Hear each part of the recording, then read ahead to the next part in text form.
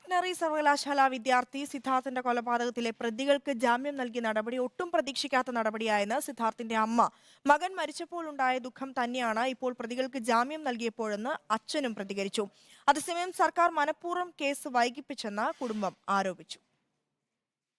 കോടതി നടപടി നിരാശകരമായെന്നാണ് സിദ്ധാർത്ഥിന്റെ അമ്മ വിധി വന്നതിനു ശേഷം പ്രതികരിച്ചത്. കേൾക്കാൻ പോലും പേടിക്കുന്ന കാര്യങ്ങൾ പ്രതികൾ ചെയ്തു. എന്തടിസ്ഥാനത്തിലാണ് പ്രതികൾക്ക് കോടതി ജാമ്യം നൽകിയതെന്നും സിദ്ധാർത്ഥിന്റെ അമ്മ ചോദിച്ചു. ഞങ്ങളിത് അറിഞ്ഞപ്പോൾ ശരിക്കും സങ്കടത്തിലാണ്. അവർ പുറത്തിറങ്ങേണ്ടവരല്ല ഒരു കാരണവശാലും. അത്രയും നീചമായിട്ടുള്ള പ്രവൃത്തികളാണ് അവർ ചെയ്തിരിക്കുന്നത്. സർക്കാർ കേസ് മനഃപൂർവ്വം വൈകിപ്പിച്ചെന്നാണ് കുടുംബത്തിന്റെ ആരോപണം.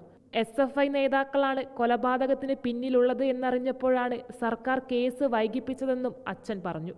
രണ്ടാമത്തെ സ്റ്റേജ് വന്നപ്പോഴേ പിടിച്ചതല്ല SFIയുടെ നേതാക്കന്മാരായിപ്പോയി.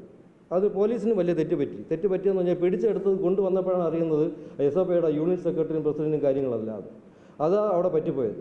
തെളിവുകൾ നശിപ്പിച്ചത് സർക്കാരാണ്. അതുകൊണ്ട് കോടതിക്ക് വേണ്ട വിധം തെളിവ് ലഭിച്ചില്ലെന്നും അച്ഛൻ കുറ്റപ്പെടുത്തി. പിന്നെ കോടതിക്ക് വേണ്ടത് തെളിവുകളാണ്. ശരിയാണ്, എനിക്കറിയാം.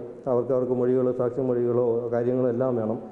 അത് ചിലപ്പോൾ കിട്ടിക്കാണില്ലായിരിക്കും. അത് കിട്ടിക്കാണാത്ത കാര്യമെന്ന് പറഞ്ഞാൽ ഇത്രയും വൈകിപ്പിച്ച് CBIയുടെ കയ്യിലെത്തിയ ഒരു കേസാണ്. സ്റ്റേറ്റ് ഗവൺമെൻറ് CBIക്ക് കൊടുത്തൊരു കേസാണത്. പ്രതികൾക്ക് ശിക്ഷ ലഭിക്കുന്നതുവരെ പോരാടാനാണ് തീരുമാനം.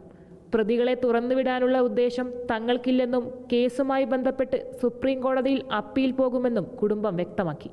റിപ്പോർട്ടർ, തിരുവനന്തപുരം.